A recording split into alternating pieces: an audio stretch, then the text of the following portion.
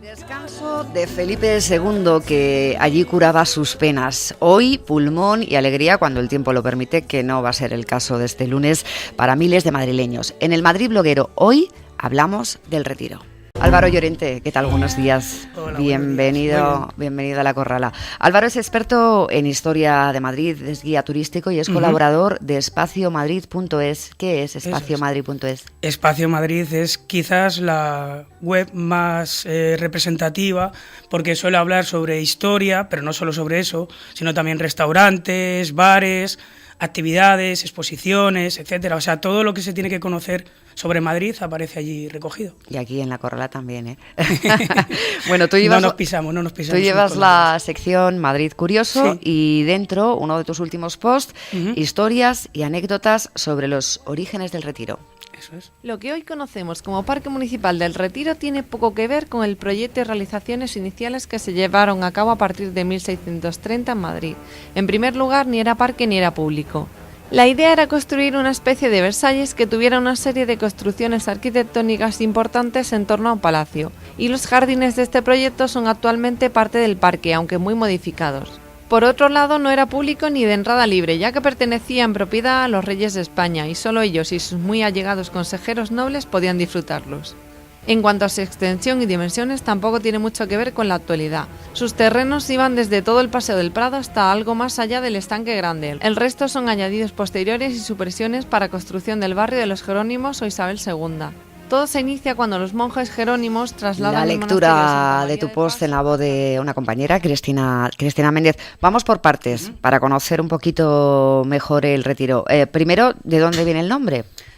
Bueno, el nombre se refiere precisamente a que en los Jerónimos, en lo que era el antiguo monasterio de los Jerónimos, de los monjes jerónimos, dentro de lo que es la iglesia de los Jerónimos actualmente todavía se puede ver, entrando donde está la cabecera, justamente a derecha e izquierda es donde están dos tribunas, dos palcos, que eran los palcos reales. La iglesia de los Jerónimos estaba construida desde 1503. El caso es que Felipe II fue allí declarado como rey de España, se le juró como heredero al trono, etcétera. Y a partir de ese momento, pues él fue teniendo una relación muy intensa con este lugar. De hecho, tan intensa que se hizo un cuarto al lado, que era lo que se llamaba el cuarto real. En este cuarto real era donde el rey descansaba de vez en cuando había una ceremonia muy larga, cualquier otro tipo de cosas. Incluso lo que hacía es que se retiraba allí en algún momento, pues cuando había muerto... Penas. Claro, efectivamente. Cuando, por ejemplo, había muerto alguna esposa suya, algún hijo, o como digo yo de forma graciosa, algún amante, que también las tenía muchas. O sea que el Retiro en principio era un cuartito que había en los Jerónimos. Era un lugar para olvidarse del mundo, porque tenemos que tener en cuenta una cosa que a lo mejor nosotros desde nuestra perspectiva actual no pensamos. Actualmente el Retiro está en el centro de Madrid, como si dijéramos, pero antiguamente había una distancia larguísima desde lo que era el centro de Madrid, que era la Puerta del Sol, hasta el Retiro. Entonces estaba alejado completamente, todo lleno de campo, con prados, etcétera, y era un lugar pues para retirarse del mundo, efectivamente. No existía siquiera la Puerta de Alcalá. Nada, bueno, cuentas tú, empiezas diciendo, suena un poco a chiste, pero la razón principal de la construcción del Retiro, allá por 1630, fue una metedura de pata muy gorda. Sí. ¿Cuál? Bueno, creo que se puede decir en la radio, fue una cagada. Fue una cagada.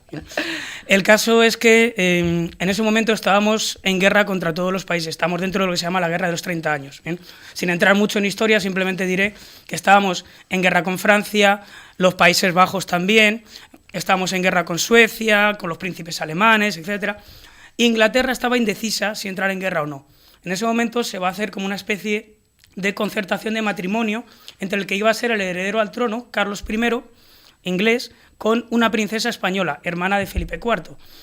Y lo que sucede es que se hacen unas fiestas tremendas, se gasta unos dispendios impresionantes aquí en Madrid para agasajar pues, al heredero inglés, para que todo saliera bien, para que además pues eso, no nos declarara la guerra, se hicieran amigos, etc.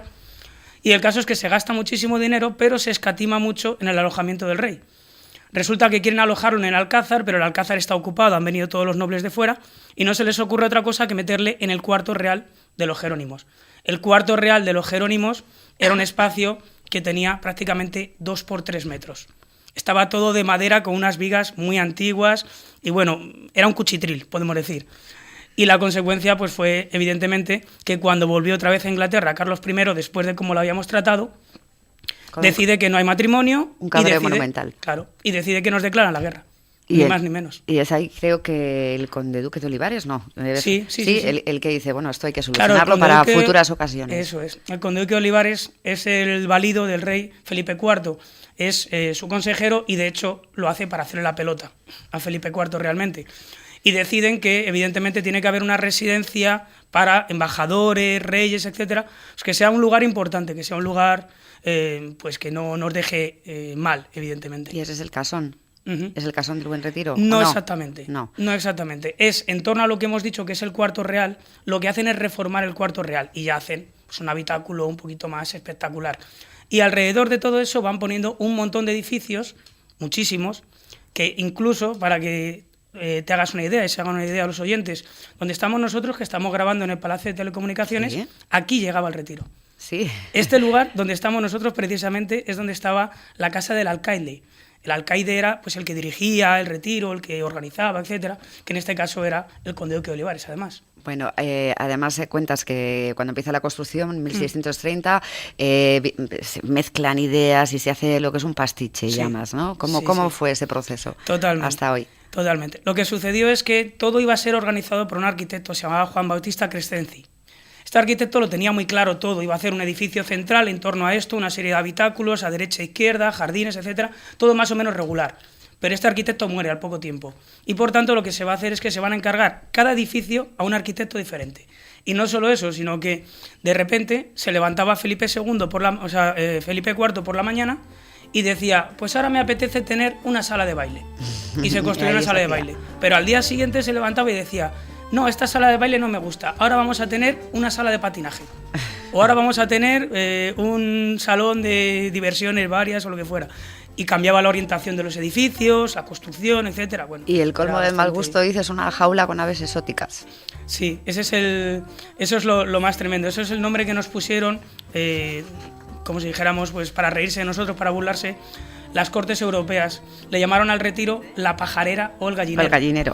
Y es precisamente porque la mujer del conde duque de Olivares tenía en este mismo lugar pues una jaula con aves exóticas, pero que era... También había una leonera al lado y otra serie de construcciones y bueno, pues las Cortes Europeas vieron que esto era un cachondeo. Álvaro, muy rapidito que se nos acaba el tiempo. Sí. Creo que organizas también visitas guiadas para el que quiera aprender todas estas cosas sobre el retiro y otros sitios además. Sí. Tenemos, ¿Dónde nos apuntamos? Te cuento. Tenemos unos cursos que se llaman cursos de conocer Madrid. Estos cursos son pues cada 3 meses, se va haciendo, organizando, son todas las semanas y tal. Y luego otra serie de visitas, que también hacemos visitas gratuitas de fin de semana, otro tipo de excursiones, etcétera. A través de la página Madrid en la palma de tu mano se puede encontrar, o si no, a través de espaciomadrid.es también tenéis toda la información. Álvaro Llorente de espaciomadrid.es. Muchísimas gracias.